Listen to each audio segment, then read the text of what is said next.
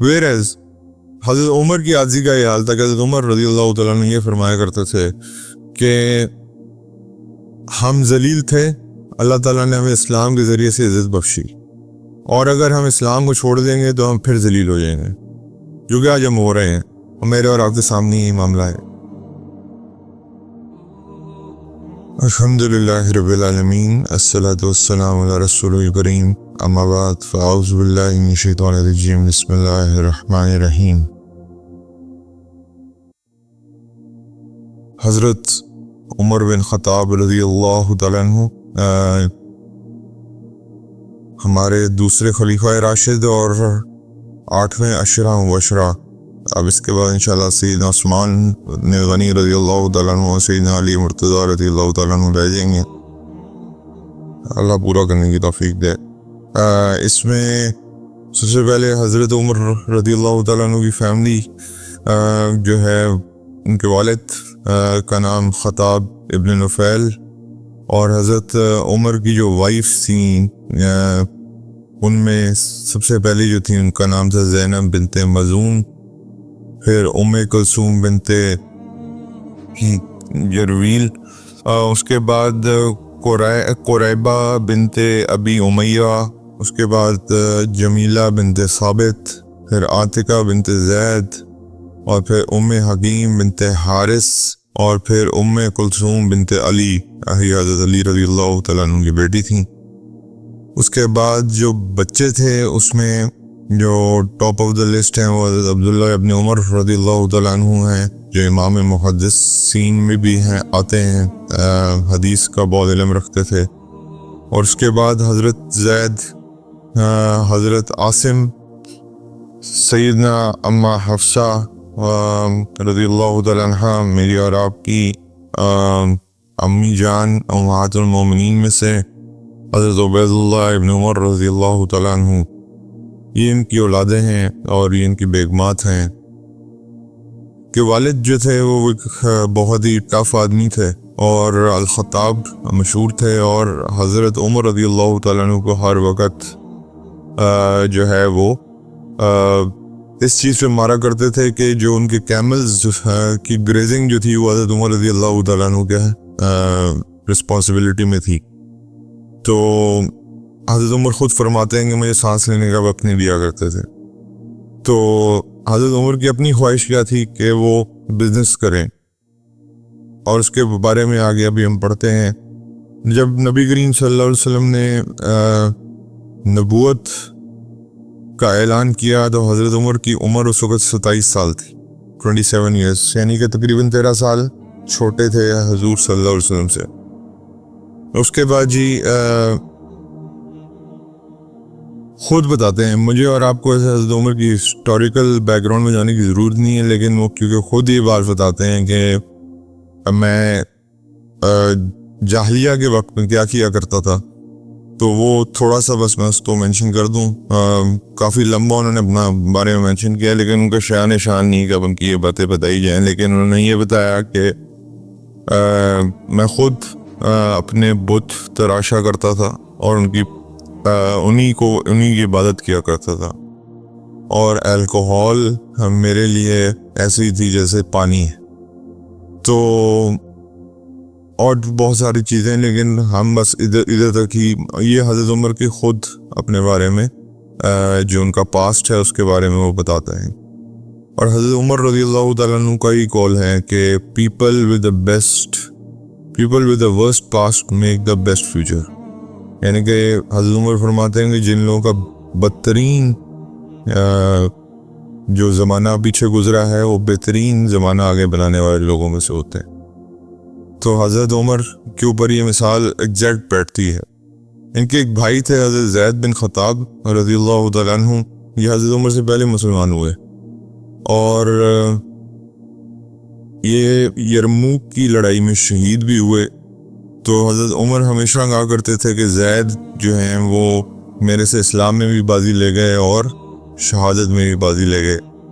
حضرت زید بن خطاب وہ بھی بڑے خوبصورت کریکٹر کے مالک تھے، اور وہ حضرت عمر رضی اللہ تعالیٰ عنہ کی اس خواہش کہ وہ بزنس کرنا چاہتے ہیں، تو انہوں نے حضرت عمر کو کچھ پیسے دیے کہ آپ اپنا بزنس کی خواہش پوری کریں، کیونکہ آپ کے والد، ہمارے والد تو بہت سخت ہیں، وہ آپ کو نہیں کرنے دیں گے۔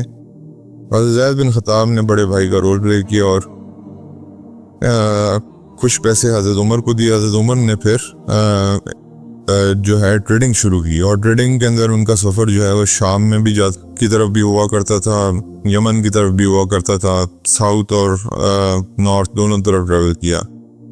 اور اللہ نے کیونکہ بزنس مائنڈ بہت اچھا اور شارپ دیا ہوا تھا، ینگ ایج میں کافی ماشاءاللہ اللہ نے ان کو پیسہ دے دیا۔ ایک اور جو حضرت عمر رضی اللہ تعالیٰ عنہ کی بہت بڑی خصوصیت تھی کہ وہ بڑے ایلیکوینٹ اسپیکر بھی تھے اور بہت ایلیکوینٹ، پڑھنا لکھنا بہت کچھ جانتے تھے، شعر و شاعری بہت زبردست کیا کرتے تھے عربی میں۔ اور قریش کے اندر ان کی ایک مائٹ تھی، ایک فیر تھا جو کہ لوگ محسوس کیا کرتے تھے۔ اس کے بعد قریش میں بڑے بڑے جوان تھے، لیکن حضرت سیدنا عمر رضی اللہ تعالیٰ عنہ کو قریش نے اپنا ایمبیسیڈر بنایا ہوا تھا، یعنی کہ یہ سفیر القریش تھے، یعنی کہ اگر کہیں بھی قریش نے اپنا کوئی مدعا لے کے بھیجنا ہوتا تھا تو حضرت عمر رضی اللہ تعالیٰ عنہ کو بھیجا کرتے تھے، کیونکہ ان کی پرسنالٹی کا ایک اورا تھا جو کسی اور میں نہیں تھا۔ تو یہ ایمبیسیڈر آف قریش بھی تھے۔ جب حضور صلی اللہ علیہ وسلم نے اسلام پریزنٹ کیا تو ان کے جو بڑے تھے، آپ کو پتہ ہی ہے، یہ سارے نبی کریم صلی اللہ علیہ وسلم کے خلاف تھے اور یہ کہا کرتے تھے کہ یہ ہمارے والدین کے دین سے پھر گئے ہیں اور ہمارے آئیڈل ورشپنگ کو منع فرماتے ہیں۔ تو جو چھوٹے ہوا کرتے تھے اس وقت حضرت عمر بیسیکلی ینگسٹرز میں آتے تھے، تو وہ سوچتے تھے کہ کون ہے جو یہ کام سر انجام دے گا کہ نعوذ باللہ ثم نعوذ باللہ حضرت حضور صلی اللہ علیہ وسلم کی ذات اقدس کے اوپر حملہ کرے۔ خیر کسی کی جرت نہیں پڑتی تھی۔ اس کے بعد حضور صلی اللہ علیہ وسلم جس کے پاس بھی دعوت لے کے جایا کرتے تھے، حضرت عمر اس کے پاس پہنچ جایا کرتے تھے بعد میں اور کہا کرتے تھے کہ ان کی بات مت سنا کرو، اگر تم نے ان کی بات سنی تو تمہارے اوپر زمین تنگ کر دی جائے گی، اور سب سے پہلے میں آؤں گا جو تمہارے اوپر زمین تنگ کروں گا۔ لوگوں کے اوپر ویسے ہی بہت خوف تھا حضرت عمر کا۔ ایک دفعہ حضور صلی اللہ علیہ وسلم کعبہ میں نماز پڑھ رہے تھے کہ ابو جہل نے آ کے نبی کریم صلی اللہ علیہ وسلم کو کسی چیز سے، موسٹ لائکلی جو روایات میں آتا ہے وہ یہ ہے کہ وہ جو بو ہوتی ہے، یعنی کہ ایرو اور بو والی جو بو ہوتی ہے، کمان جس کو کہتے ہیں، وہ اس سے حضور صلی اللہ علیہ وسلم نماز میں تھے، پیچھے سے زور سے معاذ اللہ ہٹ کیا، تو حضور صلی اللہ علیہ وسلم کو اتنی زور سے ہٹ ہوا کہ وہ انجری ہو گئی اور خون بہنا شروع ہو گیا۔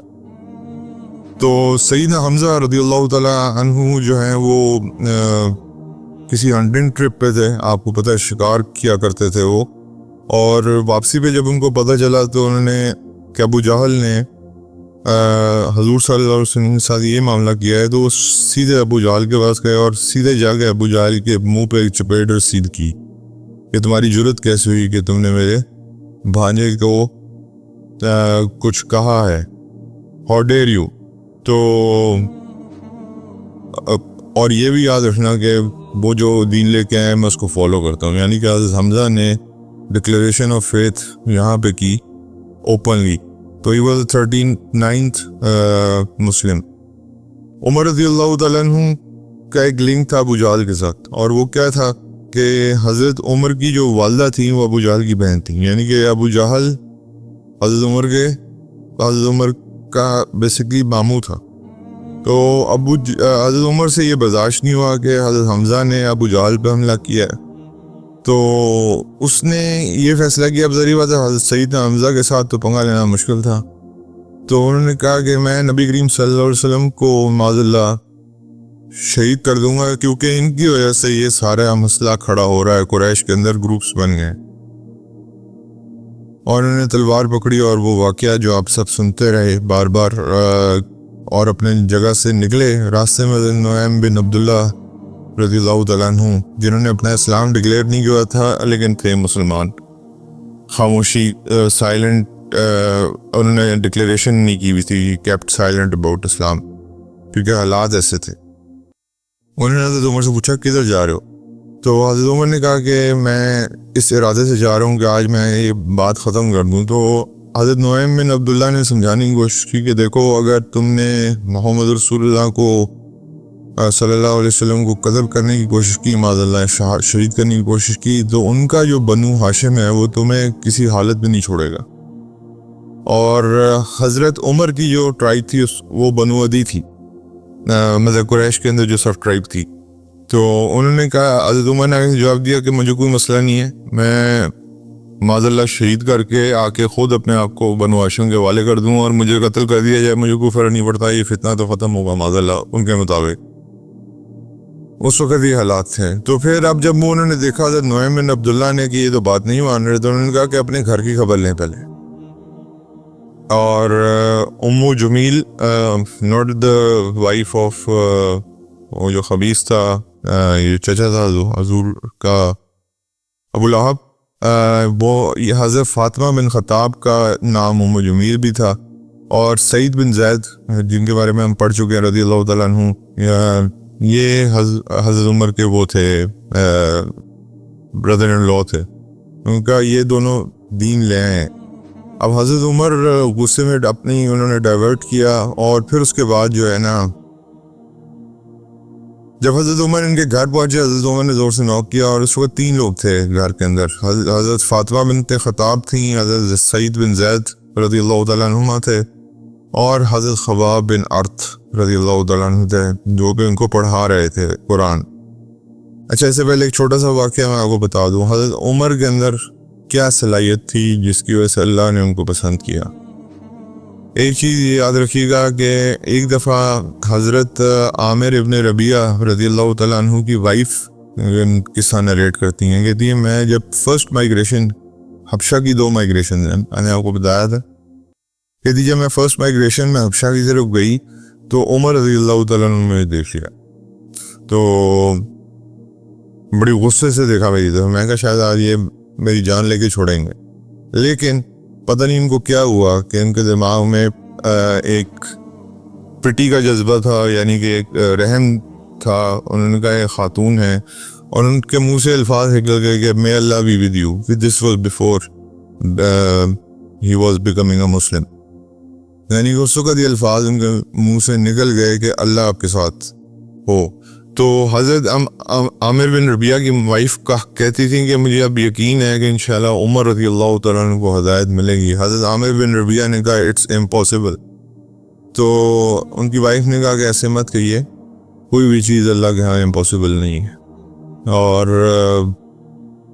بعد میں تو پھر اسی طرح جب حضرت عمر نے اپنی بہن کے گھر کے اندر ریڈ کیا تو دونوں کو مارنا شروع کیا، اور مارا اتنا مارا کہ بہن کے چہرے سے خون نکلنا شروع ہو گیا. تو وہی سافٹ سپاٹ جو میں نے آپ کو یہ عامر بن ربیعہ کی مسز کی بات سنائی ہے، وہی سافٹ سپاٹ جاگ گیا کہ کیا میں کر رہا ہوں، اور ادھر ہی چھوڑ دیا. اور پوچھا کہ آپ کیا کر رہے تھے؟ تو حضرت فاطمہ بنت خطاب جو تھی وہ پھر بہن تو حضرت عمر کی تھی نا، خون تو وہی تھا. تو انہوں نے کہا کہ میں قرآن پڑھ رہے تھے، انہوں نے کہا مجھے دینا، انہوں نے کہا آپ اس کو ہاتھ نہیں لگا سکتے، جا کے پہلے غسل کریں پھر ہم آپ اس کو دیں گے. حضرت عمر نے غسل کیا، اور پھر حضرت عمر ایک چیز سے بہت زیادہ امپریس تھے مسلمانوں کی، جو فیئرلیس آدمی ہوتا ہے نا اس کے اندر کوئی خوف نہیں ہوتا. وہ ہمیشہ اگر امپریس ہوتا ہے نا تو ایک فیئرلیس آدمی سے ہوتا ہے. تو وہ کہتے تھے یہ مسلمان کیا چیزیں ہیں، ان کو ہم نے مار کے دیکھ لیا، ان کو ہم نے ہر طرح کی تکلیف دے کے دیکھ لی، لیکن یہ اپنے فیت سے ہٹنے کو تیار نہیں. ایسی کیا ہے اس میں بات ہے؟ تو اس لیے حضرت عمر کی جو فیئرلیسنس تھی وہی ان کے کام آئی مسلمانوں کی فیئرلیسنس کو سمجھنے میں اور اسلام کو لانے میں. اور آپ کو پتہ ہی ہے نبی کریم صلی اللہ علیہ وسلم نے دعا تو کی تھی کہ یا اللہ عزت بخش اسلام کو یا عمر بن خطاب سے یا عمر بن حشام سے جو ابو جہل. تو حضور صلی اللہ علیہ وسلم فرمایا کرتے تھے بعد میں کہ مجھے یقین تھا کہ عمر بن خطاب ہوں گے، ان کی کچھ معاملات حضور کے سامنے تھے. اور اس کے بعد حضرت عمر کی اپنی سلیو گرل جو تھی وہ مسلمان تھی، اور سارا دن صبح سے لے کے شام تک ان کو مارتے تھے، لیکن وہ ایک ہی کلمہ پڑھتی رہتی تھی کہ میں اللہ اور اس کے رسول پہ یقین رکھتی ہے، جو کرنا ہے کر لو، مار دو مجھے۔ تو یہ جو چیز تھی حضرت عمر کو سمجھ نہیں آتی تھی۔ تو جب سورہ طٰہٰ کی بات آئی نا، تو سورہ طٰہٰ کے الفاظ جب حضرت عمر نے پڑھے تو وہ بالکل کنسائڈ کرتے تھے ان چیزوں سے، جس میں اللہ نے فرمایا طٰہٰ، اور پھر اللہ تعالیٰ نے یہ فرمایا کہ ہم نے قرآن اس لیے نازل نہیں کیا کہ وہ آپ کے لیے ڈسٹریس کا سبب بنے، کہ غم کا سبب بنے، ہم نے تو اس لیے نازل کیا ہے کہ تاکہ یہ ایک ریمائنڈر ہے اور ایک ریولیوشن ہے تاکہ آپ اللہ سے ڈریں۔ یعنی کہ وہاں سے حضرت عمر کو یہ سمجھ آ گئی کہ یہ جو ڈر ان کے اندر اللہ کا پڑ گیا ہے نا، تو یہ اس کے علاوہ کسی ڈر کو اپنے اوپر حاوی نہیں ہونے دیتا ہے۔ حضرت عمر got the point there, he got his answer۔ اور اس کے بعد یہ ورس پڑھتے پڑھتے، اور آپ کو پتہ ہے کہ ماشاءاللہ اس میں جو تھے عربی میں ویسے ہی واز ویری ایلیکوینٹ، تو ان کو تو فوراً سمجھ آ گئی۔ انہوں نے کہا مجھے نبی کریم صلی اللہ علیہ وسلم کے پاس لے جائے۔ پھر حضرت دار ارقم میں حضرت ابن ارقم کے گھر لے کے جایا گیا ان کو، اور حضور صلی اللہ علیہ وسلم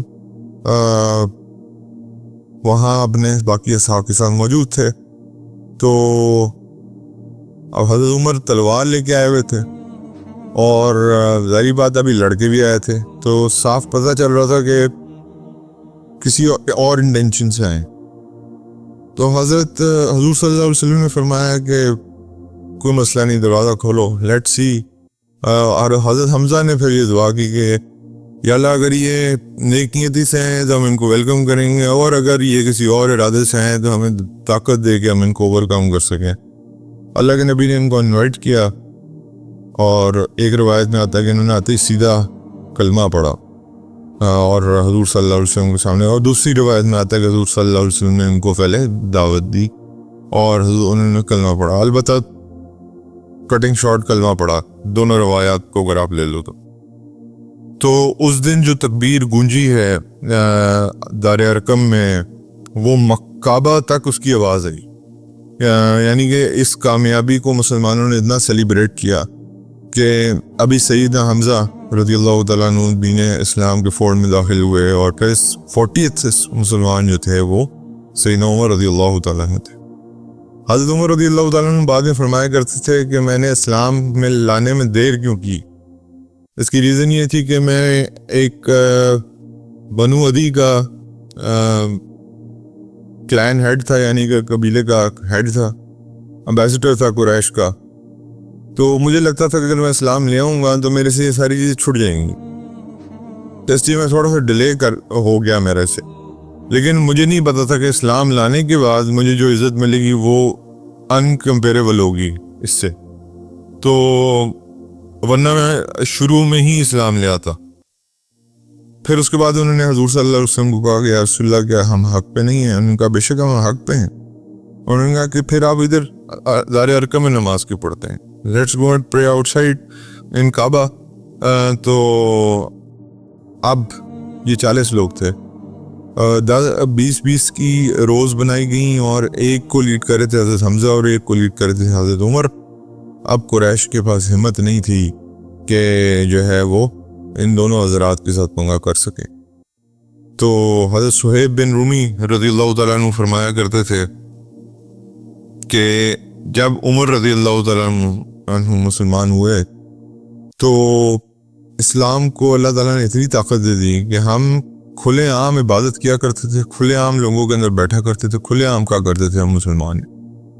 ویئرز حضرت عمر کی عاجزی کا یہ حال تھا کہ حضرت عمر رضی اللہ تعالیٰ عنہ یہ فرمایا کرتے تھے کہ ہم ذلیل تھے، اللہ تعالیٰ نے ہمیں اسلام کے ذریعے سے عزت بخشی، اور اگر ہم اسلام کو چھوڑ دیں گے تو ہم پھر ذلیل ہو جائیں گے، جو کہ آج ہم ہو رہے ہیں، اور میرے اور آپ کے سامنے یہ معاملہ ہے۔ تو یہ حضرت عمر کا جی اسلام لانے کا واقعہ آپ لوگ بہت دفعہ سن بھی چکے ہیں، لیکن جسٹ ٹو ریکال۔ اس کے بعد جی مائیگریشن کا انسیڈنٹ بھی آپ کو پتہ ہے ان کا، اور لوگ ڈر کے مائیگریٹ کر رہے تھے، ان کو روکا جاتا تھا، ان کو مارا جاتا تھا۔ حضرت عمر نے آ کے طواف کیا اپنا، اور اس کے بعد جو ہے وہ پھر جو رکن ہے، یعنی کہ वहाँ पे आके खड़े होके ऊंचा आवाज़ ही, या अहले कुरैश, अगर कोई अपनी बीवी को बेवा करना चाहता है, या कोई अपनी माँ अपने बच्चों को लूज़ करना चाहती है, या कोई बच्चा अपनी बाप को लूज़ करना चाहता है, तो मुझे वादी को उस तरफ मिले। तो किसी की जरूरत नहीं हुई हज़रत उमर को फॉलो करने की। उसके बाद हम हजूर सल्लल्लाहु अलैहि वसल्लम के साथ सारी जंगों में शामिल रहे, बदर, ओहद, खंदक, मतलब जो जंगें थी उसमें हजरत उमर पेश रहे। हजूर सल्लल्लाहु अलैहि वसल्लम के one of the main advisers, आपको पता है, दोस्त तो थे ही थे, एडवाइजर भी थे। और उसके बाद मैं स्ट्रेट फॉरवर्ड जा रहा हूँ हुदैबिया के ऊपर। हुदैबिया के ऊपर एक वाक़या आता है जिसमें फिर आपको पता है कि उम्रे की नीयत से अल्लाह के नबी निकले थे, और लेकिन वहाँ पे जाके सुलह हुदैबिया हो गया। तो हज़रत उमर रज़ियल्लाहु ताला अन्हु अपसेट थे इस मामले को लेके।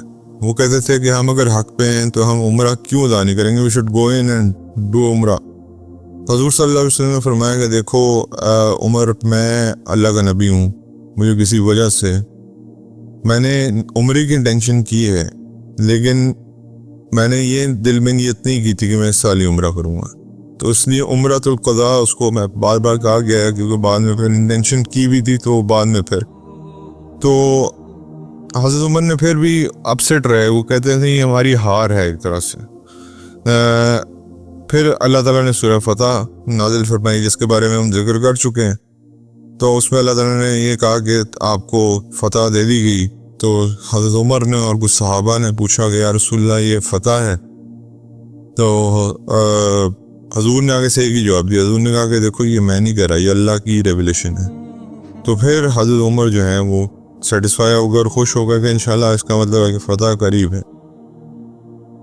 इसके बारे में हज़रत उमर का कहते हैं कि ये जो स्पीच है हुदैबिया की जो मैंने की थी, इसकी वजह से मुझे बाद में इतनी तकलीफ रही कि मैंने अल्लाह से बहुत तौबा की, बहुत चैरिटी की, बहुत सारे ग़ुलाम आज़ाद किए, और सिर्फ इस वजह से कि कल को क़यामत के दिन ये हुदैबिया की स्पीच मेरे ख़िलाफ़ इस्तेमाल ना हो जाए। और फिर उसके बाद हज़ूर सल्लल्लाहु अलैहि वसल्लम की डेथ का इंसिडेंट आपको पता है कि उस पर हज़रत उमर का रिएक्शन क्या था। और क्योंकि एक जज्बात का रिलेशनशिप था नबी करीम सल्लल्लाहु अलैहि वसल्लम से, और वो इस चीज़ को मानने को तैयार ही नहीं थे कि ऐसा कुछ हुआ। तो डिनाइल स्टेट में थे जब तक हज़रत अबू बकर रज़ियल्लाहु तआला अन्हु के ज़ुबान मुबारक से ये बात नहीं सुन ली, फिर उस वक्त तक ये रिलैक्स नहीं हुए। और फिर हज़रत अबू बकर के हाथ पे पहली बैत करने वाले जो थे वो हज़रत उमर थे। हज़रत अबू बकर हज़रत उमर के बारे में कहते हैं कि रूए ज़मीन पे नबी करीम सल्लल्लाहु अलैहि वसल्लम के बाद सबसे ज़्यादा मोहब्बत अगर मुझे किसी से थी तो वो उमर बिन ख़त्ताब रज़ियल्लाहु तआला अन्हु से थी। ये मेरे हेल्पर रहे और थ्रू आउट मेरे पीरियड में मेरे साथ देते रहे। ये मेरे लिए एक तलवार का काम करते थे जो हमेशा नयाम से बाहर होती थी। और इसी तरह एक और बहुत खूबसूरत बात, हजूर सल्लल्लाहु अलैहि वसल्लम की ज़िंदगी मुबारक में भी हजूर सल्लल्लाहु अलैहि वसल्लम इनको हमेशा काम डाउन किया करते थे। कोई भी बंदा हजूर के सामने कोई बात ऐसी करता था जो उनकी शान के खिलाफ होती थी, मुनाफिकीन होते थे, तो हज़रत उमर ही क्या कर देते, या रसूलल्लाह मुझे इजाज़त दे मैं सार उड़ा दूँ। ये आपने अक्सर सुना। तो हजूर सल्लल्लाहु अलैहि वसल्लम कहते थे या रिलैक्स इब्ने ख़त्ताब, आराम, सुकून, कोई मसला नहीं।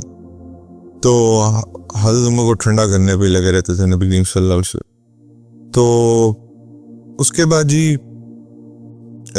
अल फारूक इनका लक़ब है, और फ़ारूक इनका लक़ब इसलिए है क्योंकि इन्होंने फ़र्क डाला हक और बातिल में। और उमर बिन ख़त्ताब तो हम इनको कहते हैं, लेकिन उमर फ़ारूक भी कहते हैं क्योंकि ये फ़र्क डालने वाले थे हक और बातिल में। अब इनकी 10 साल की जो लीडरशिप है, he was a champion really. जो कुछ इन्होंने किया मैं और आप उसका सिर्फ गुमान नहीं कर सकते, लेकिन मुझे और आपको और मैं हमारे बच्चों को एटलीस्ट ये बताना चाहिए कि इनकी खिदमत हैं क्या असल में। तो میں ان کی خدمات کچھ عرض کر دوں. حضرت عمر بیسیکلی یہ بھی 62 یا 63 ایئرس کی ایج میں فوت ہوئے ہیں, شہید ہوئے ہیں. اور اس کے بعد جو ہے سب سے پہلی ان کی خدمت یہ ہے جو ہجری کیلنڈر آج میں اور آپ فالو کرتے ہیں, جس کا ماشاءاللہ ہماری باقی ہمیں بھی ویسے اللہ معاف کرے پورا علم نہیں ہے, لیکن باقی جنریشن کو تو سبحان اللہ بالکل ہی نہیں ہے, پتہ ہی نہیں ہے کہ پہلا مہینہ کون سا اسلام کا تو آخری مہینہ کون سا اسلام کا. اس کے بعد تراویح انڈر ون امام جو آج پڑھی جاتی ہے, یہ سیدنا عمر بن خطاب رضی اللہ تعالیٰ عنہ کی خدمت تھی, اور جو آج تک ان کی سنت اور انشاءاللہ قیامت تک زندہ رہے گی. انڈر ون امام, اور ان امام کس کو قائم کیا؟ حضرت قعب رضی اللہ تعالیٰ عنہ کو, کیونکہ حضور صلی اللہ علیہ وسلم نے فرمایا تھا کہ اگر قرآن سیکھنا ہے تو قعب رضی اللہ تعالیٰ عنہ سے سیکھو. اس کے بعد جی پہلی بار اسلامی فوج بنی. اسلامک فوج پہلے تھی, لیکن ایک جو کہتے ہیں نا کہ پراپر جس میں بیرکس اور جس میں بارڈرز کی ڈیفنس کے لیے جو فوج کی تعیناتی کی گئی وہ حضرت عمر فاروق رضی اللہ تعالیٰ عنہ کے دور میں کی گئی.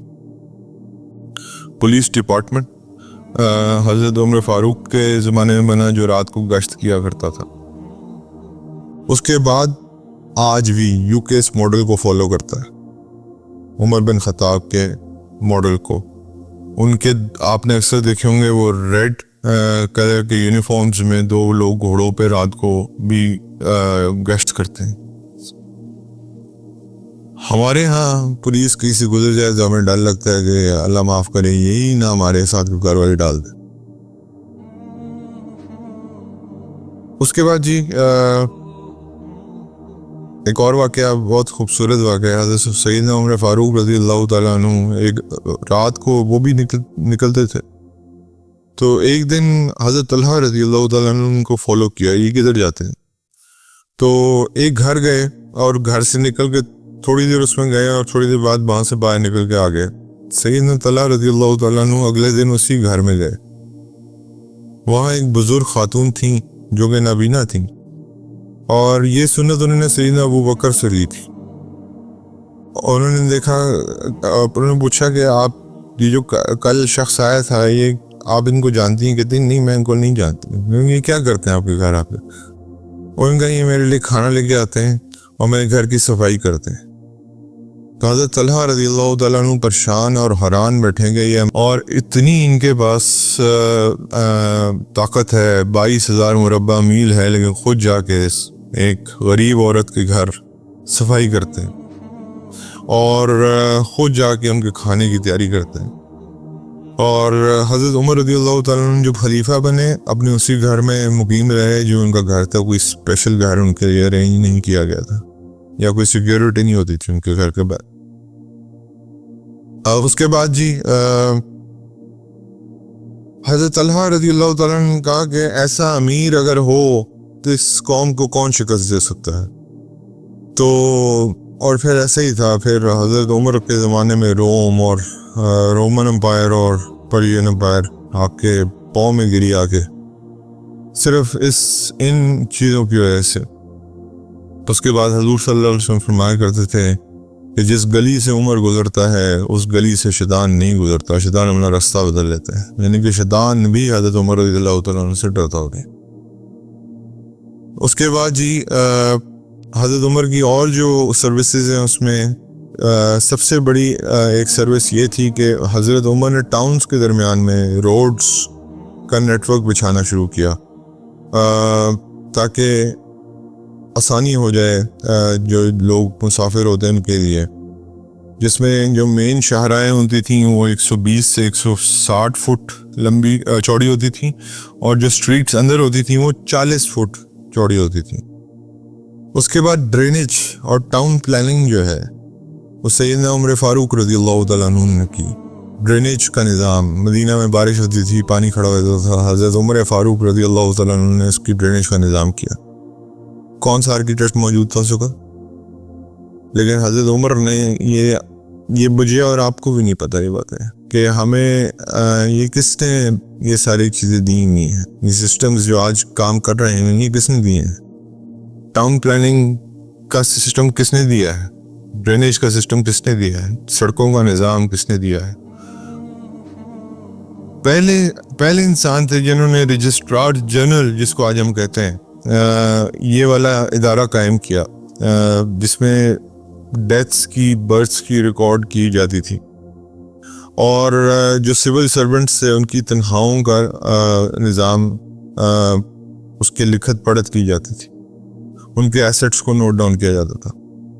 اس کے بعد سب سے بڑی بات حضرت عمر رضی اللہ تعالیٰ عنہ نے حافظ قرآن کے لیے الاؤنس یعنی کہ ایک پیسے مقرر کر دیے جو ان کو ہر مہینے ملتے تھے. حضرت عمر کہتے تھے جو حافظ قرآن ہے وہ عام آدمی نہیں ہے. He is one of the top person of the society. whereas آج جو حافظ قرآن ہے اس کی حیثیت کیا ہے وہ میں اور آپ جانتے ہیں. آج وہ باٹم جو ہمارے حافظ جو ہمارے مساجد میں حافظین ہیں یا جو حضرات نماز پڑھاتے ہیں ان کی ہم میں سے کتنے ہیں آج آپ مجھے بتائیں جو اپنے بچوں کو امام بنانا پسند کریں گے؟ We should be very truthful to ourselves. کون ہے؟ کیونکہ یہ ہمارے ہاں اللہ معاف کرے جو ایک زمانے میں صفائی کرنے والوں کا درجہ ہوا کرتا تھا نا، آج یہ درجہ ان کا ہو چکا ہو. حضرت عمر رضی اللہ تعالیٰ عنہ حافظین قرآن کے لیے وظیفے لگائے، تو یہ ان کی بہت بڑی سروس تھی. اس کے بعد بیت المال موجود تھا لیکن بیت المال کو پراپر ایک شکل دی گئی، اور الحمدللہ حضرت عمر کے زمانے میں بیت المال سب سے زیادہ بڑا فائنینشلی سب سے زیادہ اسٹرانگ جو بیت المال تھا وہ حضرت عمر کے زمانے میں تھا، جس کی وجہ سے حضرت عمر نے کرسچنز نان مسلمز اور جو انڈر ضمنی تھے ان سب کے وظیفے لگائے جو کما نہیں سکتے تھے، جو ضعیف ہو چکے تھے. پھر اسی طرح بوڑھے لوگ جو بڑھاپا کراس کر چکے تھے، جو اپنے ہاتھ سے کمائی نہیں کر سکتے تھے، ان کے وظائف قائم کیے. تو یہ ویلفیئر اسٹیٹ کا کانسیپٹ عمر فاروق رضی اللہ تعالیٰ عنہ دیتے ہیں. اس کے بعد جی امپورٹڈ گڈس پہ جو ٹیکس تھا وہ سیدنا عمر فاروق نے لگایا. یہ جو آج سسٹم ہے ٹیکس کا، امپورٹ والے یہاں بیٹھے ہوئے امپورٹ والوں کو پتہ ہے یہ سیدنا فاروق اعظم کا کام ہے.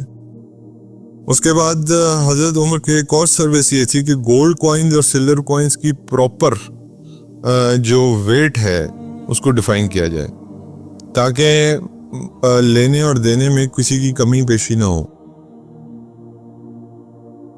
تو سلور کوائنز اور گولڈ کوائنز کا پراپر ویٹ ڈیفائن کیا گیا اور اس کے اندر پھر لینے دینے کی کمی پیشی کو ختم کیا گیا.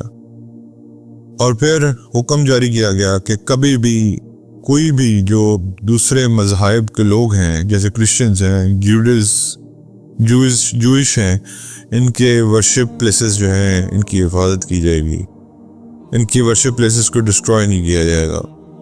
اور اس کے بعد جی حضرت عمر کے سامنے کیس پریزنٹ ہوا چوری کا، اور اس نے حضرت عمر جو چور تھا اس نے حضرت عمر کو آگے سے اپنی طرف سے چلاکی دکھانی کوشش. اس نے کہا کہ دیکھیں تقدیر میں تو لکھا ہوا ہے نا میں نے یہ چوری کرنی تھی، تو میں نے چوری کر لی، آپ مجھ پہ ہاتھ قائم نہیں کر سکتے، یہ تو تقدیر میں لکھا ہوا تھا. تو حضرت عمر نے آگے سے جواب دیا، he was always ahead of the situation. انہوں نے آگے سے جواب دیا تقدیر میں تمہارے ہاتھ کاٹنے میں لکھے ہوئے تھے، اب تمہارے ہاتھ بھی کٹیں گے، تو تقدیر میں تو یہ لکھا ہوا ہے. تو اس کو وہ جو ہے وہ پھر اس کے ہاتھ کاٹے گئے. اور اس کے بعد پھر جیروسلم کی کانکر کرنا یہ حضرت عمر کا ایک بہت بڑا کارنامہ تھا جس کو آج ہم روتے پھرتے ہیں. اس کے بعد صلاح الدین ایوبی آئے جنہوں نے آج تک یہ کارنامہ سر انجام دیا. اس کے بعد کوئی نہیں کھڑا ہو سکا. اور حضرت عمر فاروق رضی اللہ تعالیٰ عنہ نے یہ کرسچنس کے پاس تھا جب جیروسلم حضرت عمر نے لیا. اس میں جو ایگریمنٹ ہے اگر آج بھی آپ پڑھ لیں, اس میں ایک ایگریمنٹ میں شک یہ بھی ہے کہ یہاں پہ کسی یہودی آباد نہیں ہوگا. مسلمان اگر تھوڑی سی حیا کرتے ہیں اور حضرت عمر فاروق کے اس ایگریمنٹ کو سامنے رکھتے تو یہاں کسی یہودی کو آباد نہیں ہونے دیں گے. تو آج یہ ذلت مجھے اور آپ کو, ہمیں یا مسلمانوں کو فیس کرنی نہ پڑ رہی ہوتی. اس کے بعد ایک محکمہ اور جو انہوں نے قائم کیا وہ تھا میئرمنٹ آف دا لینڈس. یہ جو جیسے آج آپ اس کو پتہ نہیں کیا کہتے ہیں اس محکمے کو, لینڈ اتھارٹی مطلب جو اب تو یہ سارا کمپیوٹرائزڈ ہو گیا ہے, پہلے لکھ کے پڑھا. تو حضرت عمر رضی اللہ تعالیٰ عنہ نے یہ محکمہ بھی حضرت عمر نے قائم کی. تو رہ کیا گیا پیچھے ایڈمنسٹریشن میں. اور اس کے بعد پوسٹل سروس کا آغاز سیدنا فاروق اعظم نے کیا. یعنی کہ خطوط جو بھیجے جاتے تھے ان کا ریکارڈ کیپنگ, ان کی سب کچھ. ایک خط بھیجا گیا ہے تو اس کی سیکنڈ کاپی اس جگہ رکھی جاتی تھی.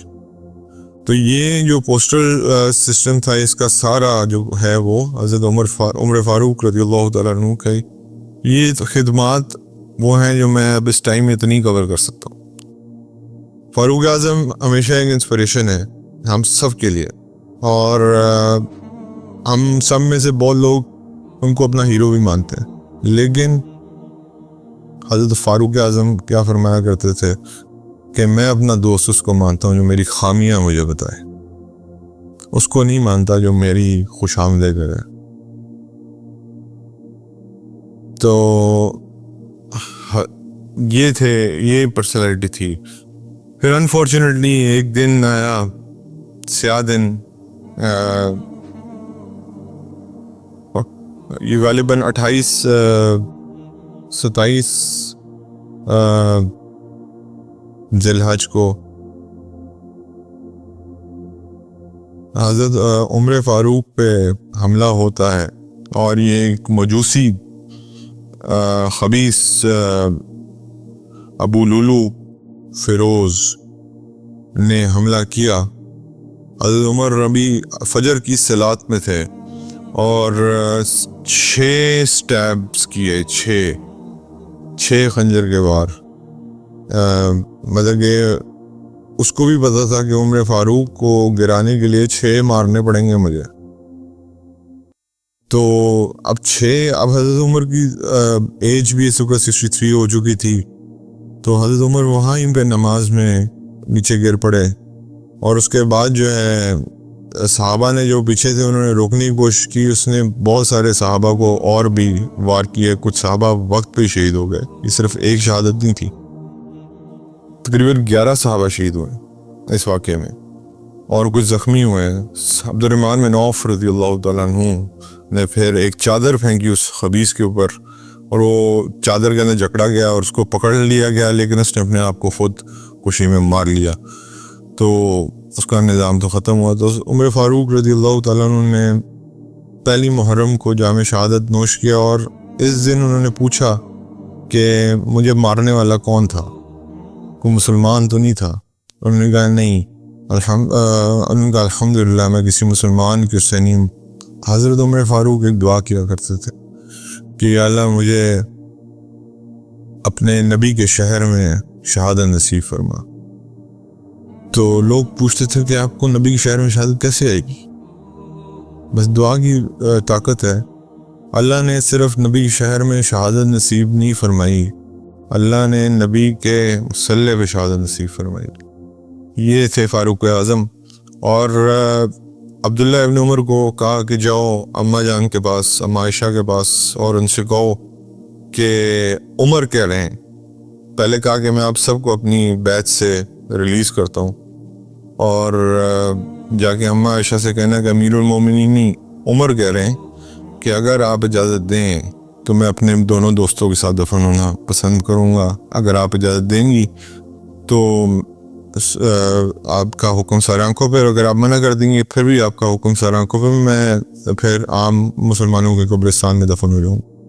بس حضرت اما عائشہ نے قربانی دی، حضرت اما عائشہ نے وہ جگہ اپنے لیے رکھی تھی، اور حضرت اما عائشہ نے حضرت عمر رضی اللہ تعالیٰ عنہ کو اجازت دی، اور وہ آج بھی وہیں مدفن ہیں۔ اور میں اور آپ جب بھی آج مدینہ منورہ جاتے ہیں، حضور صلی اللہ علیہ وسلم کے سامنے پیش ہوتے ہیں، حضور کو سلام کرتے ہیں، ساتھ سیدنا صدیق اکبر کو سلام کرتے ہیں، ساتھ سیدنا فاروق اعظم کو سلام کرتے ہیں، اور یہ تینوں دوست قیامت تک ایک جگہ ہیں اور اکٹھے ہیں اور اکٹھے ہی اٹھیں گے انشاءاللہ۔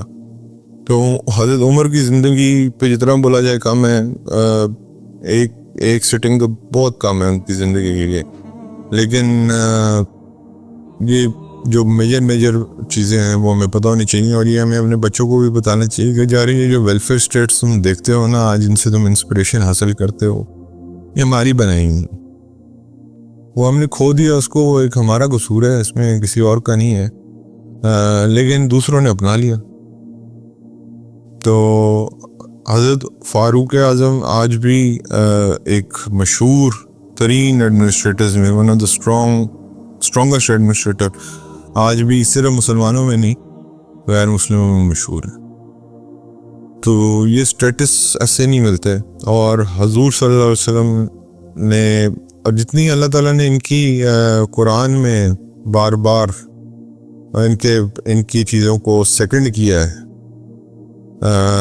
وہ کسی نے بھی، اللہ تعالیٰ نے کسی اور صحابی کو شاید یہ شان نہیں دی، اس لیے حضور صلی اللہ علیہ وسلم کہا کرتے تھے کہ اگر میرے بعد کوئی نبی ہوتا تو عمر ہوتا، لیکن میرے بعد کوئی نبی نہیں ہے۔ تو اس لیے عمر رضی اللہ تعالیٰ عنہ کو یہ ساری وہ جو شان ہے، وہ چونکہ ہر چیز میں پردے سے لے کے آپ کے لوگ بدری قیدیوں کے معاملے میں وٹ ناٹ، 3-4 مثالیں ایسی آتی ہیں جس میں قرآن میں اللہ نے حضرت عمر کے اوپینین کو سیکنڈ کیا ہے۔ اور پھر حضرت عمر نے 6 رکنی کمیٹی بنائی، میں نے آپ کو بتا دیا تھا کہ حضرت عثمان رضی اللہ تعالیٰ عنہ، حضرت علی رضی اللہ تعالیٰ عنہ، حضرت طلحہ رضی اللہ تعالیٰ عنہ، حضرت زبیر رضی اللہ تعالیٰ عنہ، حضرت سعد بن ابی وقاص رضی اللہ تعالیٰ عنہ، اور حضرت عبد الرحمن بن عوف رضی اللہ تعالیٰ عنہ۔ ان کا کہ ان 6 میں سے آپ کسی کو بھی سلیکٹ کر لیں، سارے اس قابل ہیں کہ وہ خلیفہ بن سکتے ہیں۔